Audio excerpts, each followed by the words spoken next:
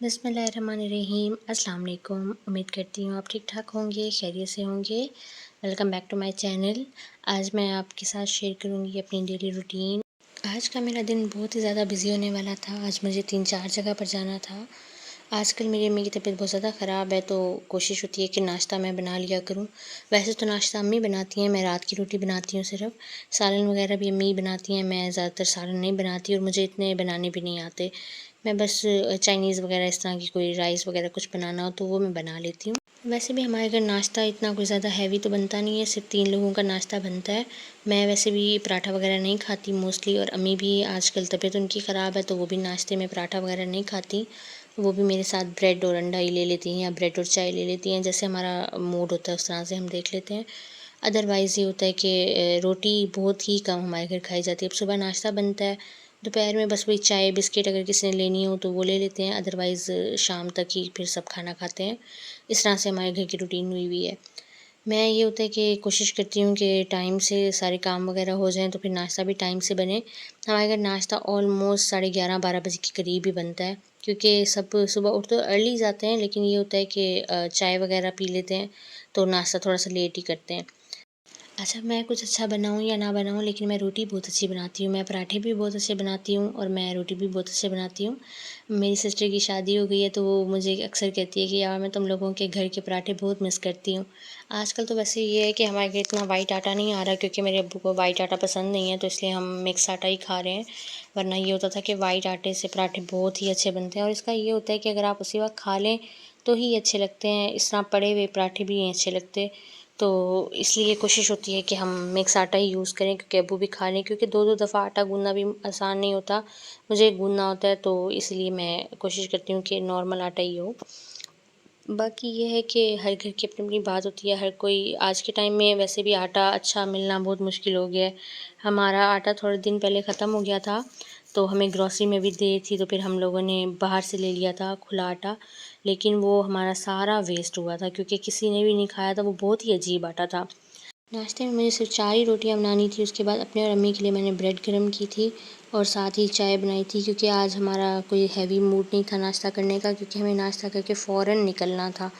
नाश्ते से फ़ारिग हो के जितना काम रह गया था, बाकी किचन वगैरह समेटना था, वो समेट के फिर मैं रेडी हो गई थी। मैंने और अम्मी ने जाना था। आज मौसम बहुत ही अच्छा था, आज बहुत ही अच्छी हवा चल रही थी और लग रहा था कि अब आहिस्ता-आहिस्ता मौसम बदलना शुरू हो गया है। लेकिन ये था कि गर्मी अभी भी वैसे ही थी, धूप तो थी, धूप की वजह से गर्मी तो थी, लेकिन ये था कि हवा की वजह से ना काफ़ी ही अच्छा मौसम था। सबसे पहले मुझे जाना था, इधर हमारे घर के पास ये एक वोकेशनल इंस्टीट्यूट है। मैं आजकल फ्री थी, तो मैंने सोचा क्यों ना कुछ सीख ही लूँ। लेकिन जो मुझे सीखना था उसमें इनकी अभी क्लासेस भी नहीं हो रही थी, और मैं यहाँ पे हैरान थी जाके कि इनकी इतनी मिनिमम फ़ीसेस थी, कैसे ये इदारा चला रहे हैं। उसके बाद फिर मुझे बैंक जाना था, बैंक का काम था, मैंने बैंक जाके वो काम किया। मेरे ना काम इतने ज़्यादा मुश्किल हो जाते हैं, जो आसान से आसान काम भी होता है ना, मेरा वो इतना फँस जाता है कि लोग भी हैरान होते हैं। मैं जब इस बैंक में जाती थी ना, वहाँ पे एक लड़की है, वो मेरी फ्रेंड भी है। तो वो मुझे हर वक़्त कहती थी कि यार दूसरों के काम इतने आसान हो जाते हैं, तुम जो काम करवाने आती हो तुम्हारा काम इतना बिगड़ जाता है। तो अब ये बाय नेचर है या पता नहीं मेरी बैड लक है, ये मुझे समझ नहीं आती। मैं जो भी काम करती हूँ लास्ट 2 ईयर से, मैं जो भी काम करती हूँ वो उल्टा हो जाता है, और कभी कोई कहता है सदका दो, कभी कहता है कुछ करो, कभी कुछ करो। अब मैं वो कर तो रही हूँ, सदका तो ज़ाहिर है हर कोई इंसान देता है, लेकिन पता नहीं मुझे खुद भी समझ नहीं आती। मैं हालाँकि नमाज़ भी शुक्र अल्हम्दुलिल्लाह पढ़ती हूँ, सब कुछ करती हूँ, फिर भी समझ से बाहर है। अच्छा, यहाँ से फ्री होके बैंक से ना, तो मुझे डॉक्टर के पास जाना था, क्योंकि मेरी स्किन का बहुत ज़्यादा इशू हुआ था। मैं काफ़ी दिन से डिले कर रही थी। जब तक पानी सर से नहीं गुज़रता ना, तो इंसान को अक्ल नहीं आती, लेकिन मेरा जब ज़्यादा मसला हुआ तो फिर उसके बाद मैंने सोचा कि नहीं, अब मुझे जाना चाहिए। यहाँ पे खैर मंडे का दिन था और इनके पास बहुत रश होता है। ये डॉक्टर मुझे वैसे भी बहुत पर्सनली बहुत पसंद है, ये बहुत ही पोलाइट डॉक्टर हैं और मुझे ये बहुत अच्छी लगती हैं। मुझे इनसे आराम भी आता है, ऐसी बात नहीं है कि आराम नहीं आता, बस ऐसे ही मैं जाती हूँ, लेकिन मुझे पर्सनली ये डॉक्टर अच्छी लगती हैं। यहाँ पे खैर मुझे 1.5 घंटा वेट करना पड़ा था, क्योंकि मैं यहाँ पे अपॉइंटमेंट लेकर नहीं गई थी, मैं ऐसे ही गई थी, तो मुझे यहाँ पे वेट करना पड़ा। उसके बाद यहाँ से मेडिसिन वगैरह भी मैंने ले ली थी, क्योंकि यहाँ से बास टाइम ऐसे होता है कि मेडिसिन जो यहाँ से मिलती हैं वो कहीं और से नहीं मिलती, तो फिर मुझे कोशिश होती है कि मुझे दोबारा यहाँ ना आना पड़े, क्योंकि मेरा घर यहाँ से बहुत ज़्यादा दूर है, और अक्सर होता है कि भाई भी नहीं बात मानते। यहाँ से फ्री होके हमें भूख भी लगी हुई थी, तो यहाँ पे लोकल शॉप पे ये बिरयानी थी, बहुत अच्छी लग रही थी, ये हमने ली थी और अम्मी ने गोलगप्पे खाए थे। मुझे गोलगप्पे इतने ख़ास कोई पसंद नहीं है, मैंने सिर्फ टेस्ट किया था, बस मैंने बिरयानी खाई थी। उसके बाद मैं अपने फ़ेवरेट सुपर स्टोर पे गई थी, क्योंकि मैं मंथली ग्रॉसरी यहीं से ही करती हूँ। हमें यहाँ पे आज मंथली ग्रॉसरी करनी थी, तो हम लोग इसलिए टाइम से आए थे कि यहाँ पे दिन में ये होता है कि रश कम होता है। अब तो इन्होंने काफ़ी चेंजिंग कर दी है यहाँ पे, लेकिन पहले ये होता था कि बिलिंग में बड़ा मसला हो जाता था हमें। ग्रॉसरी करना तो इतना मुश्किल नहीं होता, बस वो बिलिंग के लिए बहुत ही इशू होता है, लेकिन ख़ैर अभी इन्होंने बहुत अच्छा सिस्टम कर दिया है। उसके बाद हमें थोड़ी-सी बेबी प्रोडक्ट्स लेनी थी, तो हमने वो, क्योंकि फ़र्स्ट टाइम हम ले रहे थे, मेरे को इतना एक्सपीरियंस था नहीं, तो हमने वो ली कुछ। और मुझे यहाँ पे फीचर्स वगैरह अच्छे लग रहे थे। अच्छे लगने में तो सब चीज़ें अच्छी लगती हैं, लुक वाइज़ तो सब कुछ अच्छा होता है, लेकिन क्वालिटी का हमें तो नहीं पता होता। बाज़ टाइम ऐसे होता है कि हम चीज़ ले तो लेते हैं, लेकिन वो क्वालिटी इतनी अच्छी नहीं होती। ख़ैर उसके बाद हमने अपनी नॉर्मल जो ग्रॉसरी थी वो शुरू की। मैं ना यहाँ पे पिछले कुछ 4-5 साल से ग्रॉसरी कर रही हूँ, और यहाँ पे ये होता है कि मुझे ना कभी इस तरह से नहीं हुआ कि हमें टैग देख के कोई चीज़ लेनी पड़े। लेकिन पिछले 1 डेढ़ साल में महंगाई इतनी ज़्यादा बढ़ती जा रही है, इतनी ज़्यादा बढ़ती जा रही है कि आप बजट कुछ लेकर आते हैं, और जब आप बिल बनवाते हैं तो आपका बजट इतना आउट हो जाता है, उस आउट बजट के साथ-साथ आपका बिल भी आउट हो जाता है। तो मैं अब टैग्स देख के लेती हूँ। पहले ये होता था कि मैं बिना टैग देखे ले लेती थी, लेकिन क्या कर सकते हैं, गुज़ारा भी करना है, चीज़ें ज़रूरी भी होती हैं। जो चीज़ ज़्यादा ज़रूरी होती है वो तो इंसान को लेना पड़ती है, क्योंकि पूरी मंथ हर चीज़ को अवॉइड तो नहीं कर सकता बंदा, बहुत सारी चीज़ें नेसेसरी भी होती हैं। लेकिन मैं खुद भी ना कुछ टाइम से बहुत ज़्यादा शॉक्ड हूँ, क्योंकि इतनी ज़्यादा प्राइसेस बढ़ती जा रही हैं, हर चीज़ की प्राइस बढ़ती जा रही है, इतनी महंगाई होती जा रही है, महंगाई की वजह से हर दूसरा बंदा परेशान है। आप जिससे पूछें परेशान है वो बंदा, क्योंकि इसमें एक जो बैड फैक्ट है ना वो ये है कि प्राइसेस तो सब चीज़ों के बढ़ती जा रही हैं, लेकिन जो सैलरीज़ हैं वो वहीं के वहीं हैं। इनकम इंसान की उतनी ही है, और जो चीज़ों के रेट्स हैं, जो महंगाई है, वो दिन ब दिन बढ़ती जा रही है। अब इंसान ने गुज़ारा भी करना है, ज़ाहिर है किस-किस चीज़ को अवॉइड कर सकता है, हर चीज़ तो नहीं छोड़ सकता ना, कुछ ना कुछ इंसान को ज़रूरी भी चीज़ें चाहिए होती हैं। तो बस ये है कि अल्लाह ताला से दुआ ही कर सकते हैं हम, और अल्लाह ताला का शुक्र अदा करना चाहिए, और अपने कमाने वालों के लिए हमेशा दुआ करनी चाहिए कि अल्लाह ताला उनको हौसला भी दे, हिम्मत भी दे, क्योंकि वो बेचारे जिस तरह से कमाते हैं, हम तो सिर्फ़ खर्च करते हैं, हमें इतना ज़्यादा अंदाज़ा नहीं होता, लेकिन जो बेचारे कमाते हैं, अल्लाह ताला उनकी भी खैर रखें, हर इंसान को अपने हिफ्ज़ व अमान में रखें। बेचारे मर्द भी क्या कर सकते हैं, वो भी दिन रात हम लोगों के लिए मेहनत करते हैं। बस इस टाइम जो वक़्त चल रहा है ना, उसमें ये है कि हर इंसान को ना अपने लिए खुद कमाना चाहिए। जब तक मैं खुद जॉब करती थी ना, तो मैं ज़ाहिर है इंडिपेंडेंट होता है इंसान, जब इंसान के पास अपनी कमाई होती है तो उसकी बात ही कुछ और होती है।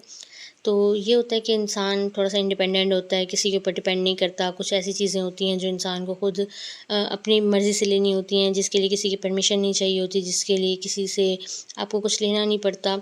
लेकिन ख़ैर अल्लाह ताला का लाख-लाख शुक्र है, अल्लाह ताला ने आज के टाइम में भी हमें हर चीज़ अफ़ोर्ड करने की हिम्मत दी है, ताकत दी है। बस अल्लाह ताला हर किसी के हाल पे रहम करें, हमारे मुल्क पे रहम करें, हमारे मुल्क के हालात पे रहम करें, ताकि हम लोग सर्वाइव कर सकें। क्योंकि मुल्क के जो हालात चल रहे हैं ना, हम लोग बस सोच सकते हैं, जिन पे गुज़रती है ना बस उनको पता होता है।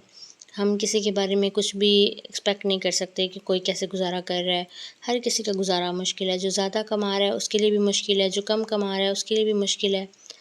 ऐसे हालात में भी हम जैसे लोग तो अफ़ोर्ड कर लेते हैं हर चीज़, लेकिन जो बेचारा गरीब बंदा है वो बेचारा, उसकी समझ से बाहर होती है, वो क्या करे। क्योंकि देखें, मज़दूरी है या डेली उनकी जितनी भी पर डे की इनकम है, अगर आप उसकी पर डे की इनकम भी देखें ना, उसमें तो उसका आटा और घी मुश्किल पूरा होता है। इतनी ज़्यादा महंगाई है, गुर्बत है इतनी, कोई अपने बच्चे भी पढ़ाए तो कैसे पढ़ाए? गवर्नमेंट स्कूल में पढ़ाने के लिए भी कुछ ना कुछ तो बच्चों के लिए भी ज़रूरी होता है। मुझे अपने मुल्क में ना गुर्बत देख के बहुत ज़्यादा खौफ़ आता है। मैं सोचती हूँ, मैं ये नहीं कह रही कि बाकी मुल्कों में इस तरह का हाल नहीं होगा, बेशक होगा। हर मुल्क के अपने हालात होते हैं, हम तो यहाँ बैठ के बस तबसरे कर सकते हैं। लेकिन बहुत सारे मुल्क ऐसे हैं जिनमें इस तरह के हालात तो नहीं होंगे जिस तरह हमारे मुल्क में है। अल्लाह ताला हमारे हाल पे रहम करें, हमारे हालात पे रहम करें, हमारे हुक्मरान जो हैं वो हम पे रहम करें, उनको भी थोड़ा-सा एहसास हो कि बेचारा जो गुर्बत में रह रहा है उसके ऊपर क्या गुज़रती होगी। ख़ैर हम तो दुआ कर सकते हैं, कुछ भी नहीं कह सकते, और दिल दुखता है इस तरह के हालात देख के, बेचारों को देख के जो अफ़ोर्ड नहीं कर सकते। हम लोग तो अल्लाह का शुक्र है हर चीज़ खा भी लेते हैं, हर चीज़ अच्छे से अच्छा पहन भी लेते हैं, ओढ़ भी लेते हैं, खा पी भी लेते हैं, फिर भी हम अल्लाह का शुक्र नहीं करते। अल्लाह ताला से ना हर हाल में शुक्र अदा करना चाहिए। पता नहीं अल्लाह ताला को कौन-सी बात हो जो पसंद आ जाए और कौन-सी बात हो नापसंद हो। अल्लाह ताला का ना हर हाल में शुक्र अदा करना चाहिए। अल्लाह ताला रहम करें हम पे भी, हम तो अल्लाह ताला से सिर्फ़ दुआ ही कर सकते हैं। बाकी शुक्र अल्हम्दुलिल्लाह अल्लाह ताला ने इस दौर में भी हमें हर चीज़ अफ़ोर्ड करने की हैसियत दी है। अल्लाह ताला हर किसी के लिए आसानियाँ पैदा करे। आप लोग भी कहेंगे कि मैं लेक्चर देने लग गई हूँ, मैं लेक्चर नहीं दे रही, बस एक दिल की बात थी जो इंसान फ़ील करता है। वही ज़ाहिर है सारा दिन वही दिमाग में चलता है, वही सब कुछ होता है। मैं जिस दिन ग्रॉसरी करके आती हूँ ना, मैं उस दिन थोड़ा-सा ना मेंटली तौर पे डिस्टर्ब होती हूँ, क्योंकि मुझे अपने मुल्क की महंगाई से ना अंदाज़ा ही नहीं होता कि कुछ साल बाद हमारा मुल्क कहाँ होगा, किस स्टेज पे होगा, हमारी आने वाली जो जनरेशन है वो किस तरह सर्वाइव करेगी। मैं बहुत इस चीज़ से परेशान होती हूँ, चीज़ों की कीमतें बढ़ती जा रही हैं और उनकी जो क्वांटिटी है वो कम से कम होती जा रही है। लेकिन फिर भी आप किसी से भी पूछ लें, वो कहेंगे कि नहीं जी, मुल्क के हालात ऐसे और वैसे। दिल दुखता है कि हम मेहनत करते हैं, सब कुछ करते हैं, फिर भी इस तरह से हम लोग तंग हो रहे हैं, मुल्क इतने बुरी कंडीशन में है। ख़ैर अल्लाह ताला रहम करें, हम क्या कर सकते हैं, हम अपनी तरफ से कोशिश ही कर सकते हैं। हम अपने बड़ों से सुनते थे ना कि पहले एक कमाता था तो सारे घर वाले खाते थे। अब हमारे टाइम में हम सब कमाएँ तो भी घर चल जाता है, चलें हर कोई अपनी-अपनी गुंजाइश के मुताबिक खर्च करता है। लेकिन मैं सोचती हूँ आने वाले टाइम में हम क्या एग्ज़ाम्पल देंगे? पहले वाली एग्ज़ाम्पल तो चलो हमारे लिए हो गई और हमारी एग्ज़ाम्पल भी हमारे लिए हो गई। आने वाली जनरेशन हमें क्या एग्ज़ाम्पल देगी?